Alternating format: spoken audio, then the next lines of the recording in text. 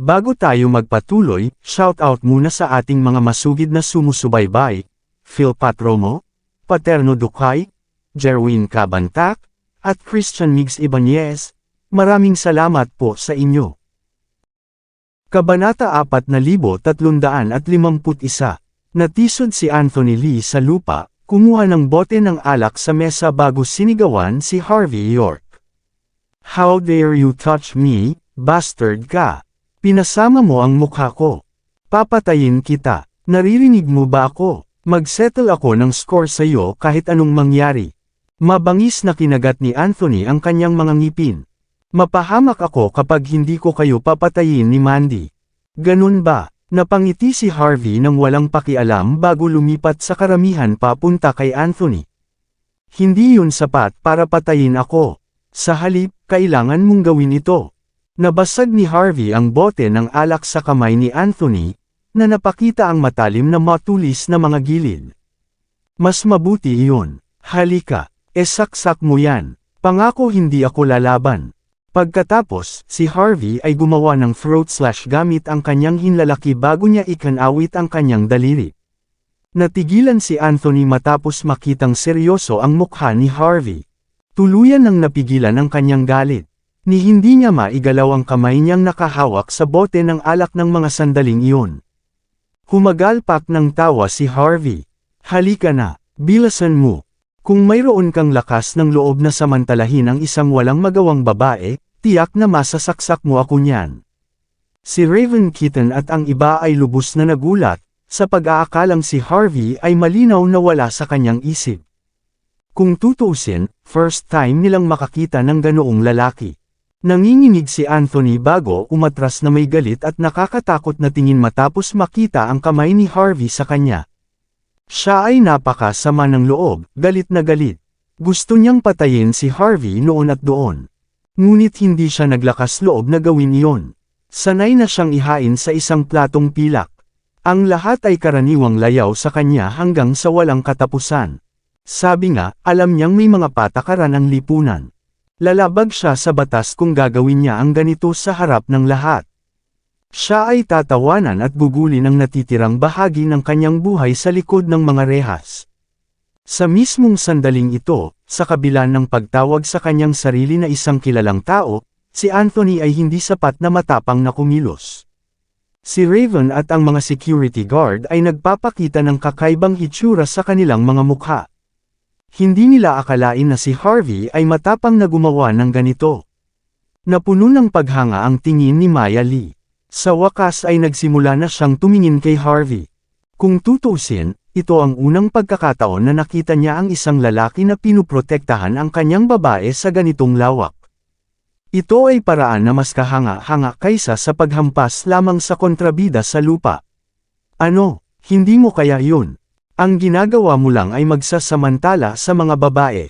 Inabot ni Harvey para tapikin si Anthony sa mukha. Napaka-inutil mo, di ba? Dahil hindi ka mangangahas, hayaan mo akong turuan ka kung paano gawin ang mga bagay sa halip. Ipapakita ko sa iyo kung paano kumilos bilang isang tamang tao. Agad na kinuha ni Harvey ang bote ng alak sa kamay ni Anthony bago ito binasag sa ulo niya. Na-disorient si Anthony bago siya bumagsak sa lupa. Ang kanyang umiikot na ulo ay bumulwak ng dugo na parang fountain. Mga hiyawan ng sakit ang narinig habang si Raven at ang iba ay nakatayong naninigas. Hindi nila inaasahan na gagawa talaga ng ganito si Harvey. Pagkatapos ng lahat, si Anthony ay ang vice CEO ng Blazer Estate. Nagkaroon din siya ng underworld boss bilang kanyang kapatid. Baliw ba siya o tanga para makipaglaban sa isang ganyan? Ang pinakanakakagulat na bahagi kay Raven Kitten at sa iba pa ay hindi lamang tumigil doon si Harvey York. Dumampot pa siya ng isa pang bote ng alak at binasag ito sa ulo ni Anthony Lee. Bam! Isang malakas na tunog ang umalangaw sa buong lugar nang humagulgol si Anthony habang nanginginig ang buong katawan. Hindi pa siya na-trato ng ganito sa buong buhay niya. Sa mismong sandaling ito, sa wakas ay naunawaan na niya ang takot sa kamatayan. Sa mga mata niya, talagang papatayin siya ni Harvey for good.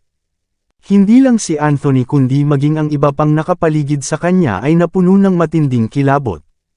Walang nakatiis sa tanawin. Ang malinis at mapagpasyang hit ni Harvey ay hindi isang madaling gawa.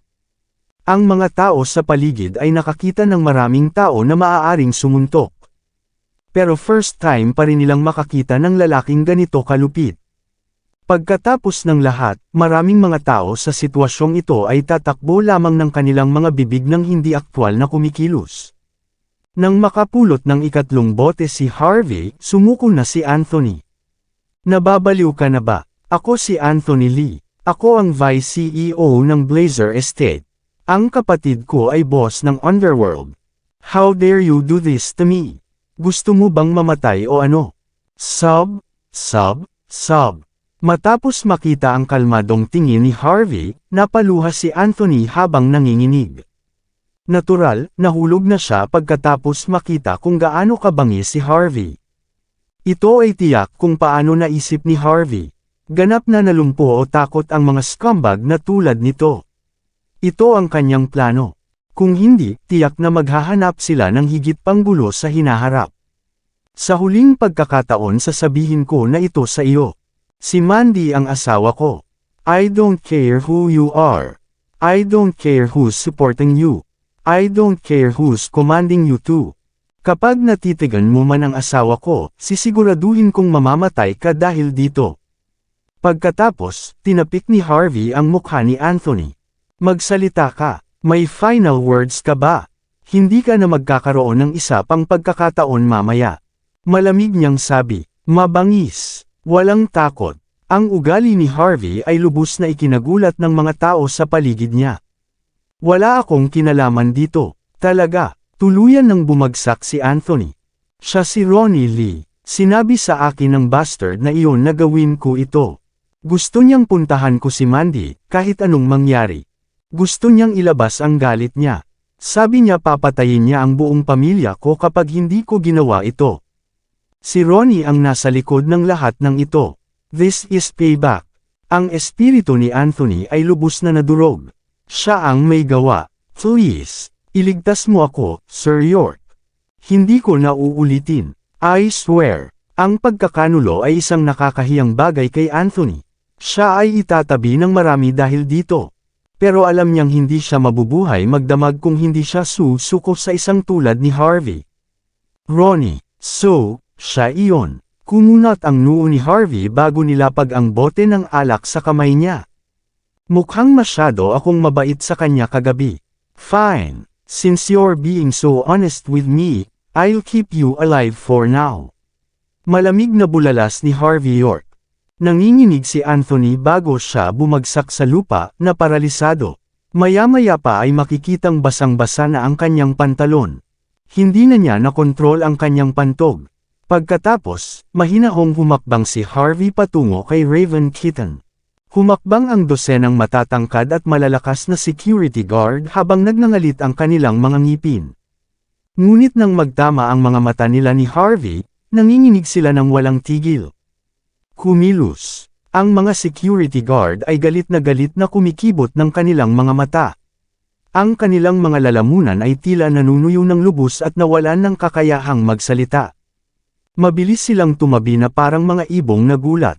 Si Raven, na dating mataas at makapangyarihan, ay nagpakita ng isang kakilakilabot na hitsura. Gusto niyang itago ang pride pero nanginginig siya sa takot matapos makita ang malamig na titig ni Harvey.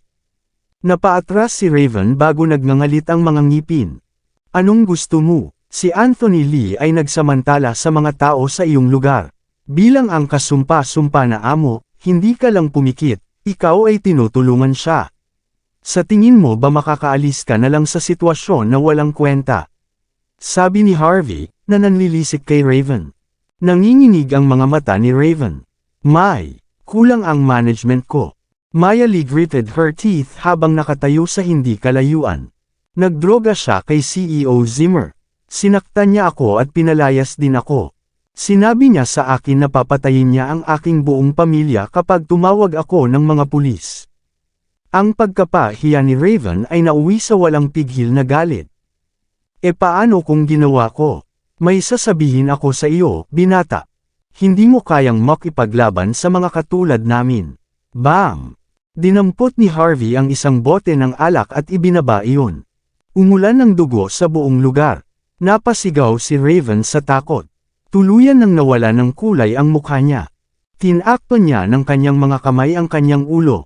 Takot na takot siya. Casual na kinuha ni Harvey ang isa pang bote ng alak. Ganun ba? Sa tingin mo ba hindi ako makakalaban sa'yo? Halika, papatunayan mo ba yan sa akin? Tuluyan nang nakatali ang dila ni Raven habang sinusubukang itali ang anumang salita mula sa kanyang bibig. Nawala ang anumang pagpapakita ng pagmamalaki sa kanya. Binibigyan kita ng 3 araw. Isara mo itong maldita na lugar. Walang emosyong tinapik ni Harvey ang mukha ni Raven. Kung hindi mo gagawin iyon, ako mismo ang magpapasara sa iyo. Naningkit ang mga mata ni Raven nang mapuno siya ng kawalan ng pag-asa sa sandaling ito. Tapos, umiwas ng tingin si Harvey bago iwinagayway ang kamay. Tara, pupunta tayo sa ospital. Binuhat ni Maya si Mandy palabas ng lugar kasama si Harvey. Kahit na ang mga bodyguard ni Anthony o ang mga security guard ni Raven ay hindi man lang nang ahas na humakbang laban kay Harvey. Ang ginawa lang nila ay tumingin sa lupa habang naglalakad ang tatlo. Nandito lang sila para maghanap buhay. Sila ay natural na kumilos ng lahat ng mabangis sa harap ng mga ordinaryong tao. Ngunit hindi sila mangangahas na makipaglaban sa isang tulad ni Harvey. Maya-maya ay umalis na ang tatlo. Mga hiyaw ng sakit ang maririnig mula kay Raven, na puno ng dugo ang ulo. Bilasan mo, dali, dalhin mo sa ospital si Vice CEO Lee. Ang buong Royal Clubhouse ay nasa isang ganap na gulo. Makalipas ang kalahating oras, sa loob ng nangungunang ospital ng Golden Sands, ang Toyota Prodos ng parehong kulay ay tumatakbo sa mismong pasukan. Maya-maya, 12-dosenang mga bastos na lalaki ang lumabas sa mga sasakyan. Lahat sila ay nakasuot ng itim na suit na may iba't ibang hairstyle at kulay. Naglabas sila ng dominanteng aura. Ang mga security guard ay likas na lumayo nang makita sila. Ang mga magagandang NARS sa paligid ay umatras na may takip ang kanilang mga bibig, natatakot na lumapit ang mga taong iyon sa kanila. Bumaba mula sa pinakamalayong sasakyan sa likod ang isang lalaking may tato na leopard sa kanyang mukha. Nagpakita siya ng malamig na titig at mabangis na ekspresyon, na parabang nakakamatay talaga ang tingin. Ang kanyang walang katulad na pangingibabaw ay sadyang nagpapakita sa pamamagitan ng kanyang aura. Casual niyang hinawakan ang isang tabako at sinindihan ito, hindi pinapansin ang karatula na bawal manigarilyo habang papasok sa loob. Bumuga siya ng usok at tinawag ang magagandang tauhan, na parang nag-e-enjoy lang sa tanawin. Agad na nagdilim ang kanyang mukha nang makarating sa harap ng intensive care unit. Dumagsa na ang 12 tao sa harap ng kwarto. Lahat sila ay may paggalang na yumuko matapos makita ang lalaki. Head Marlon. Ang tao ay walang iba kundi ang kapatid ni Anthony Lee, isa sa mga boss ng underworld ng Golden Sands, si Marlon Lee. Si Marlon ay palaging nakikibahagi sa malilim na negosyo. Mas gugustuhin ng mga tao sa Golden Sands na labanan si Kellan Ruiz kaysa labanan siya. Pagkatapos ng lahat, ang Newgate Chamber of Commerce ay may ilalim na linya, ngunit ang parehong hindi naaangkop kay Marlon. Bahagya siyang tumanggo sa harap ng lahat bago pumasok sa kwarto. Nawalan pa rin ng malay si Anthony habang may mga tubo sa kanyang katawan. Ang kanyang ulo ay natatakpan din ng mga benda. Si Raven Keaton, na nagtamo ng maliliit na pinsala, ay nilalaro ang kanyang telepono sa gilid. Nang makita niya si Marlon sa gilid ng kanyang mata, para siyang dagan na nagtatangkang tumakas sa isang pusa. Siya agad ay tumalon sa kama at patuloy na yumuko sa harap ni Marlon. Head Marlon. Tumanggo si Marlon bago tumingin sa kapatid. Anong nangyari? Malamig niyang tanong. Nang inig si Raven matapos maramdaman ang tono ni Marlon. Binasag ng isang lalaki ang ulo ni Vice CEO Lee gamit ang isang bote sa Royal Clubhouse, mabilis niyang sagot. Nagkaroon siya ng concussion pero okay lang dahil mabilis siyang dinala dito. Nakahinga ng maluwag si Marlon matapos marinig ang mga katagang iyon. Bumuga siya ng usok bago nagsalita.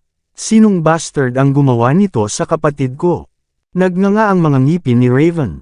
Nagkagulo tayo this time, Head Marlon. Napagmasdan ko na, hindi prinsipe o young master ang lalaking iyon. Siya ay isang live-in son-in-law, ang live-in na asawa ng pinuno ng ika-9 na branch ng pamilya Jean. Ang mga detalye ay iniimbestigahan pa, ngunit ang aking mga tauhan ay pinagmamasdan siyang mabuti. Napuno ng sama ng loob si Raven. Ang pangingibabaw ni Harvey York ay tuluyang nakadurog sa kanya. Agad siyang nanginag matapos maalala ang babala ni Harvey. Dito sandali, wala siyang gusto kundi ang patayin ni Marlon si Harvey. Maraming salamat sa lahat ng sumusubaybay. Please subscribe and follow my YouTube and Facebook channel, Pilipino Novel. Maraming salamat po. Kabanata 4355. Pagkatapos ng lahat, si Raven Keaton ay hindi magkakaroon ng pagkakataong mabuhay sa Golden Sands kung maiwang buhay si Harvey York. Not bad. You did well, sagot ni Marlon Lee. Nasaan siya? Sa Oakcrest Hospital. Bulalas ni Raven. Dapat dinala niya ang beach na iyon para malinisan ang tiyan niya. Tumango si Marlon bago pumitik ang kanyang mga daliri. Jeannie, isang androgynous na lalaki na may tato na mukha ang lumakad na may maliwanag na ngiti. Gusto mo bang hanapin ko ang tanggang iyon, boss? Ilalabas ko siya para kay Anthony. Ilabas mo siya. Isang tawa ang pinakawalan ni Marlon. Huwag mo nang gawing mas madali para sa kanya. Ibalik mo siya rito. Tuturuan ko siya ng magandang aral. Ipapakita ko sa kanya kung sino ang kaya niya at hindi makakalaban sa isang lugar tulad ng Golden Sands. Alas 8 ng gabi, pinasok ni Harvey si Mandy Zimmer sa emergency room. Kailangan niya ang kanyang tiyan para malinisan ang mga droga at alak. Buti na lang hindi gaanong uminom si Mandy. Ang kailangan lang niya ay ilagay sa isang IV drip dahil siya ay maliit na dehydrated. Humingi si Harvey ng 3 silid na may sakit bago ipinadala si Mandy sa pinakaliblib na silid. Pagkatapos, pinatay niya ang ilaw bago isinara ang pinto. Ang tubig ng Golden Sands ay napakalalim. Wala ring background si Harvey sa lugar na ito. Ito ay mas mabuti kung nanatili siyang maingat sa buong sitwasyon. Thomas, Maya, gusto kong salitan kayong dalawa sa pagbabantay kay Mandy. Kukuha ako ng pagkain sa labas. Kayong dalawa ay hindi pa kahit kumain. Matapos sabihin sa dalawa kung ano ang gagawin, pumunta si Harvey sa main hall ng ospital. Binalak niyang hanapin si Ronnie Lee ngunit ayaw niyang mag-alala sina Thomas Burton at Maya Lee. Masasabi ni Thomas kung ano ang iniisip ni Harvey ngunit nanatiling tikom ang bibig.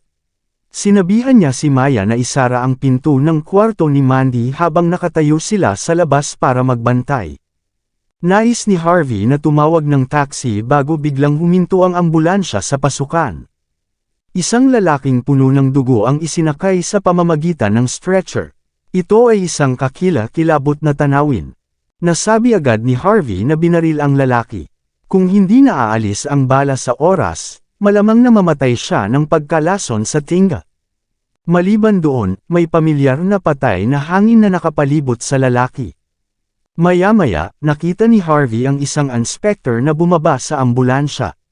Si Soren Braff iyon. Puno ng dugo ang ulo niya nang sumigaw siya sa galit.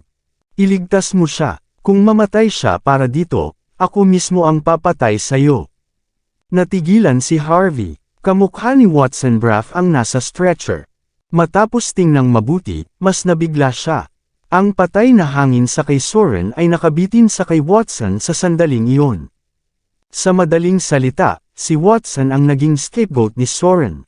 Walang ordinaryong doktor ang makakayanan ng ganito. Sabi nga, walang nakatutok kay Harvey. Ang mga medikal na kawani ay nag-set up ng isang pansamantalang lugar sa pangunahing bulwagan dahil ang emergency room ay inookupahan. Blood pressure bumababa. Bumababa ang heart rate. Nasa panganib siya. Bilasan mo. Kailangan natin ng blood transfusion. Kailangan natin siyang gisingin. Ito ay masama. Huminto ang kanyang puso. Kailangan nating gumawa ng manual resuscitation. Ang mga tunog ng mga medikal na kawani ay patuloy na umaalingaw-ngaw. Agad na umigting ang kapaligiran ng buong main hall. Bumaba ang mga inspector sa ambulansya, handa nang linisin ang lugar. Bastard, goddammit. Tuluyan nang nawala ng gana si Soren Braff nang paulit-ulit itong sumisigaw, na parabang naglalabas ng sama ng loob at galit. Ano ang nangyayari, Direktor Braff? Anong nangyari dito? Lumapit si Harvey York kay Soren na may nalilitong tingin. Paano nangyari ito kay Watson? Harvey, Master York. Sasabihin pa lang ni Soren na habulin si Harvey nang makita niya ang mukha nito. Nanginginig ang buong katawan niya kanina at baka sa mukha niya ang pag-asa. Iligtas mo ang kapatid ko, Master York. Siguradong kaya mo, please. Kumunot ang noo ni Harvey. At least tell me what actually happened. Wala akong magagawa kung hindi. Kinagat ni Soren ang kanyang mga ngipin na may baluktot na ekspresyon bago bumantong hininga. Kasalanan ko ang lahat ng ito. Iginagalang kita dahil sa iyong mga kahanga-hangang kakayahan, ngunit hindi ako naniniwala sa anumang bagay na mapamahiin. Totoo ang sinabi mong mahihirapan ako, pero iba ang iniisip ng kapatid ko. Patuloy niya akong pinipilit na mag-ingat pagkatapos kung makitang hindi ko sinunod ang babala mo. Nang malapit na kaming makipagpulong sa gobyerno, may nagtangkang pumatay sa akin. Itinulak ako ni Watson sa isang tabi nang makita sa akin ang pulang tuldok.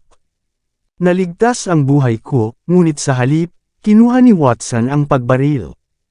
Kung wala siya, namatay na ako. Sinabi pa niya na swerte siya bago siya nahimatay. Gusto niyang hanapin kita para mailigtas mo siya.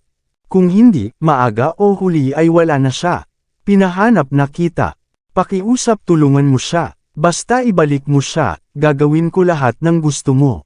Si Soren, na wala namang kinatatakutan noon, ay agad na napaluhod sa lupa. May mga bagay na dapat mangyari sa harapan niya para maniwala siya. Hindi na kailangan nito. Mabuti kaming magkaibigan ni Watson. Gagawin ko ang lahat sa aking makakaya para tumulong. Higit sa lahat, ang mga taong ito ay mga propesyonal. Dapat mo ring ilagay ang iyong tiwala sa kanila. Siya ay hindi kailanman bihasa sa mga kasanayang medikal. Ang alam niya ay pangunang lunas mula sa pakikipaglaban sa larangan ng digmaan. Hindi pa rin ito sapat upang iligtas ang sinuman. Saglit na nag-alinlangan si Soren. Master York, iniisip ko. Ipinagpalit ba ni Watson ang buhay niya para sa akin? Kaya ako nabubuhay ngayon at siya ay nakatakdang mamatay. Nang kinuha niya ang bala para sa akin, nakita ko ang isang uri ng madilim na enerhiya na dumadaloy mula sa aking katawan patungo sa kanya.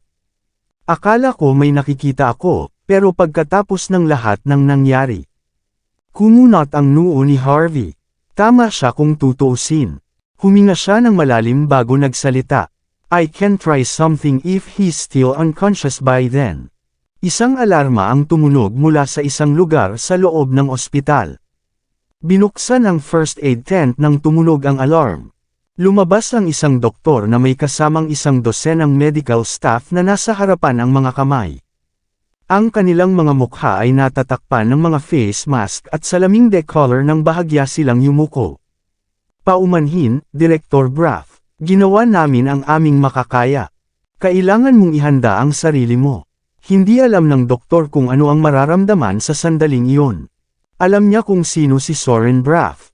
Iyon ang dahilan kung bakit alam niya na magkakaroon siya ng pagkakataong mapabilang sa pamilyang Braff na may magandang grasya.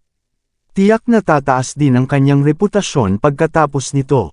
Pupurihin pa siya ng ospital at bibigyan siya ng promosyon. Ngunit dahil wala siyang paraan para iligtas si Watson, ang mga bagay na ito ay natural na walang kinalaman sa kanya. Hindi patay ang kapatid ko. Hindi siya pwedeng mamatay. Hindi niya kaya. Nagnganga ang ngipin ni Soren. Kailangan mong bumalik doon. Gawin mo ang lahat ng iyong makakaya. Isasara ko ang mapahamak na ospital kung hindi mo siya maibabalik. Natural, hindi matanggap ni Soren ang katotohanang namatay ang kanyang kapatid para sa kanya. Napabuntong hininga ang doktor. Hindi naman sa ayaw namin, Director Braff. Hindi namin kaya.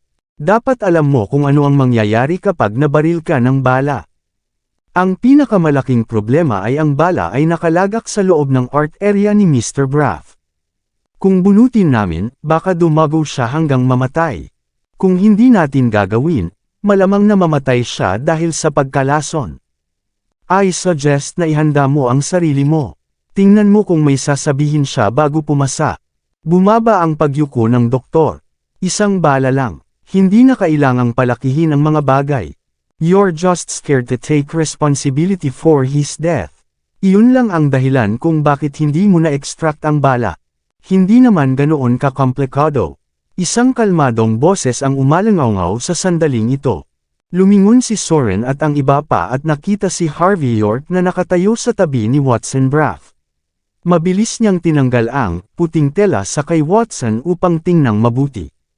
Nagkatinginan ang lahat ng medical staff sa gulat. Sa isang banda, natigilan sila na aakyat na lang si Harvey sa kay Watson ng ganoon. Sa kabilang banda, ginawa nila na hindi inaasahan na ituturo niya ang isang bagay na pinakakinatatakutan nila. Ang mga tauhan ay lubos na napahiya. Tinanggal ng doktor ang kanyang maskara at salaming decollar.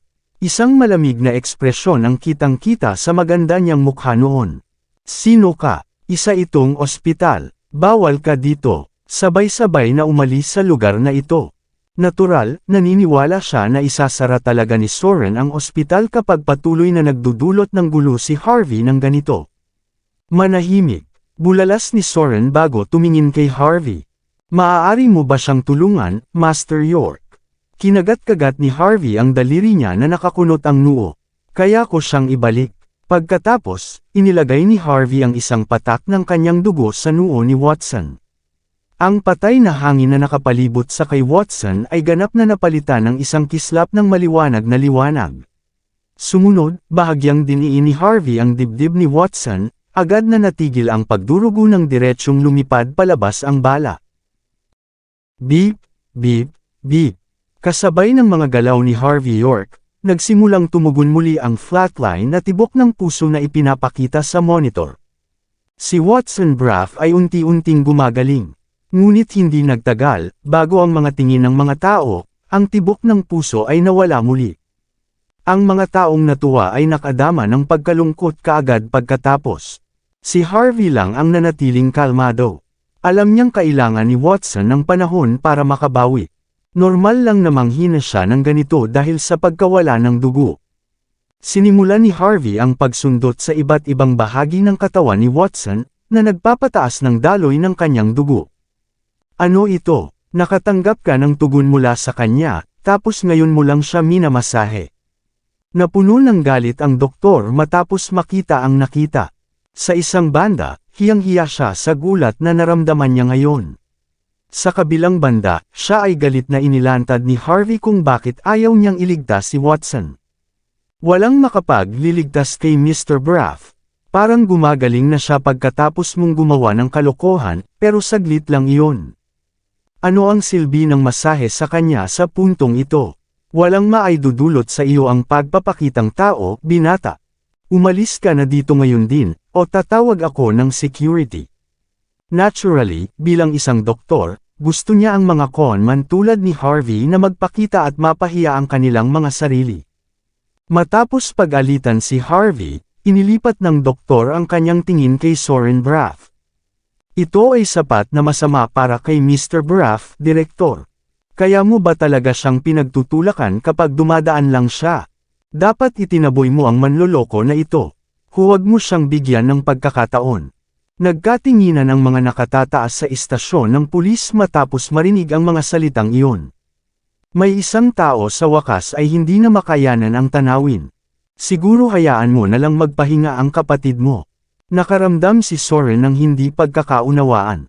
Inaasahan niya na talagang buhayin ni Harvey ang kanyang kapatid sa pamamagitan ng kanyang geomancy arts. Ngunit sa paghusga mula sa pagsusuri ng doktor, si Watson ay patay na. Gaano man kagaling si Harvey, hindi niya mailigtas ang isang patay na tao. Higit sa lahat, ito ay hindi mukhang propesyonal sa lahat. Maliban sa pagpapakita ng kanyang martial arts na galing sa pagbunot ng bala at pagmamasahe, walang napatunayan si Harvey. Matapos mag-isip sandali, bumantong hininga si Soren bago sumugod kay Harvey. Salamat, Master York, ngunit sa palagay ko ay dapat na nating hayaan siyang magpahinga. Bigyan mo ako ng 10 minuto. Confident na tumingin si Harvey kay Soren. Ibabalik ko siya pagkatapos ng 10 minuto. Natigilan si Soren. Hindi niya inaasahan na ganito pala talaga ka-confident si Harvey. 10 minuto. Kumukulo sa galit ang doktor. Kahit bigyan ka namin ng 10 araw, hindi mo magagawa iyon. Binabalaan kita, binata. Itigil ang paggawa ng higit pang gulo. Hindi lang pinapahiya mo ang ospital, kundi malinaw na nilalabag mo rin ang kapatid ni Director Braff. Karapat-dapat kang mamatay para dyan. Si Harvey York ay mukhang kalmado habang ginagawa ang kanyang sariling bagay, ganap na hindi pinapansin ang doktor. Nagpakita ng malamig na tingin ang doktor, na iniisip na tama ang sinabi niya. Mayroon kaming pinakabata at pinakasikat na kawani ng medikal dito. Kami ay mga propesyonal. Ibinalita na namin ang pagkamatay ni Mr. Braff. Kahit ang Diyos ay hindi siya mailigtas. Ang mga magagandang nurse sa gilid ay nagtanggal ng kanilang mga maskara habang malamig na nakatitig kay Harvey, at iniisip na nandito lang siya para gumawa ng gulo ayon sa gusto niya. Ang mga tao ay dapat palaging manatiling mapagpakumbaba, sagot ni Harvey. Hindi mo kaya, but that doesn't necessarily mean na hindi ko kaya. Palaging may ibang tao na mas mahusay kaysa sa iyo. Dapat maintindihan mo iyon. Hindi ko kaya. Agad na tumawa ang doktor matapos marinig ang mga salitang iyon. Makinig ka sa akin, anak. Hindi ako manloloko na tulad mo. Ako ang nangungunang doktor ng Oakcrest Hospital. Ako si Maren Fales. Ang aking guro ay walang iba kundi si Oscar Armstrong mismo. Halos 5 taon na ako sa propesyon. Ako rin ang bagong appoint na Vice Director. At sinasabi mo na hindi ko ito magagawa. Galit na pinandilatan ni Maren si Harvey. Halika, sabihin mo sa akin, anong karapatan mo para sumbatan ako ngayon? Nagkibit balikat si Harvey. Hindi ako doktor, at hindi rin kita pinapuna. Gusto ko lang sabihin sa iyo na hindi mo dapat maliitin ang ibang paraan ng pagliligtas ng mga tao. Iba pang paraan para iligtas ang mga tao. Maren scoffed with an icy cold expression. At the end of the day, isa ka lang manloloko na walang alam sa larangan ng medisina. Narinig ko ang tungkol sa mga katulad mo noon. Ang gagawin mo lang ay gumuhit ng mga anteng-anteng para lokohin ang mga tao. Lahat ng mga hangal na matatandang iyon ay tumigil na sa pagpunta dito pagkatapos na dayain ang mga taong katulad mo. Tuluyan na silang tumigil na maniniwala sa amin dahil dito. Mga scumbag lang kayong nambibiktima ng iba. How dare you doubt my medical skills kapag ganito ka? Mabilis na inilantad ni Maren ang pagkakakilanlan ni Harvey. Ang mga tao sa paligid ay nagpapakita ng mapang-asar na mga titig pagkatapos marinig ang mga salitang iyon. Akala nila si Harvey ay isang uri ng kababalaghan na dumaan lamang. Kung hindi yun ang kaso, hindi magkakaroon si Soren na humingi ng tulong sa kanya noong una. At gayon paman, siya ay ilang eksperto sa geomancy.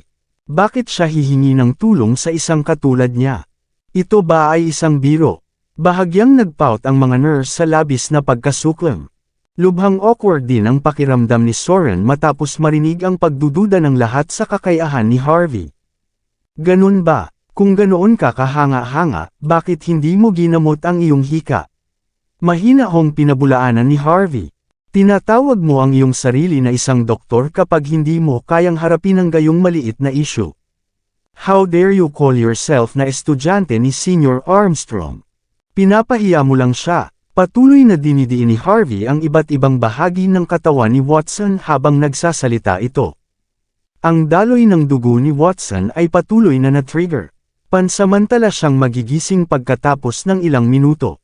Sa ganoong paraan, walang magiging problema sa paggamit ng mga tradisyonal na kasanayang medikal upang gamutin siya pagkatapos. Siyempre, kailangan ni Harvey na alisin ang patay na hangin na nakapaligid kay Watson, na epektibong nagbabalik sa kanya ng buhay. Kabanata 4360. May asthma ka na since high school, right? Tanong ni Harvey York. Siguro nagsasanay ka na ng Tai Chi bago mo nalaman iyon. At mula noon, tinalikuran mo na ang paggawa ng sports. Sinasabi mo na ikaw ay isang profesional, ngunit hindi mo kayang harapin ang problemang iyon sa iyong sarili. Paano ka walang kahihiyan? Natigil ang pagmamalaki ni Maren Fales matapos marinig ang paglantad ni Harvey tungkol sa kanya. Paano mo nalaman yan? Mukhang natakot si Maren. Uminom siya ng maraming gamot sa hika at nagkaroon ng maraming non-invasive na operasyon. At ano ang nangyari? Wala. Ito ang pinakamalaking sikreto niya. Tatakbo siya sa banyo tuwing may asthma reaction siya kaya walang tao ang makakakita nito.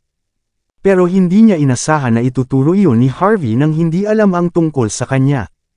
Ang lahat ay magsisimulang magduda sa kanyang medikal na kakayahan ngayon. Hindi tumigil si Harvey sa pagbasura kay Maren matapos makita ang gulat sa mukha nito.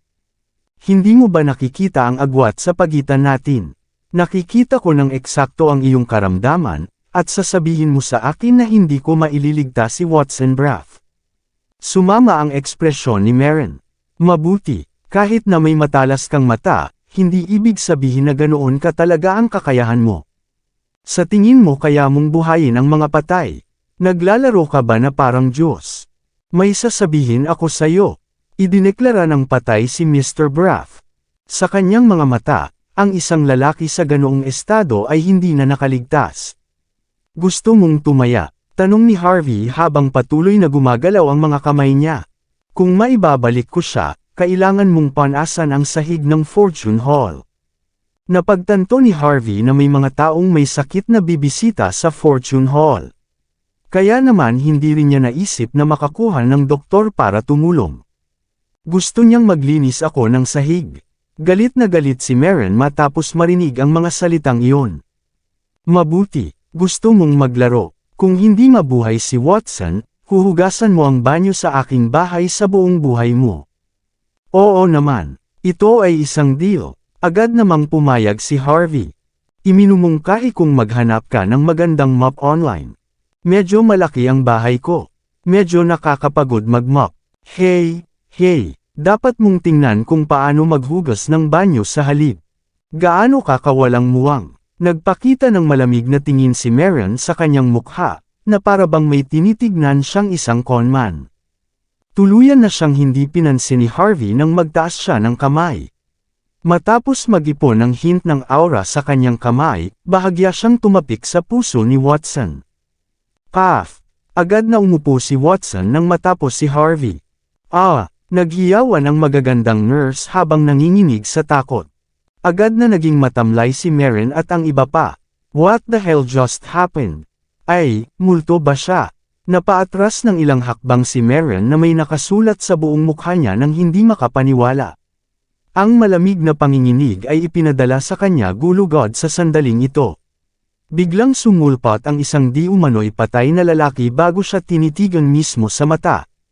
Naisip niya na ito ay isang uri ng horror movie plot. Bumagsak ang mga NARS sa lupa, sa bingit ng luha.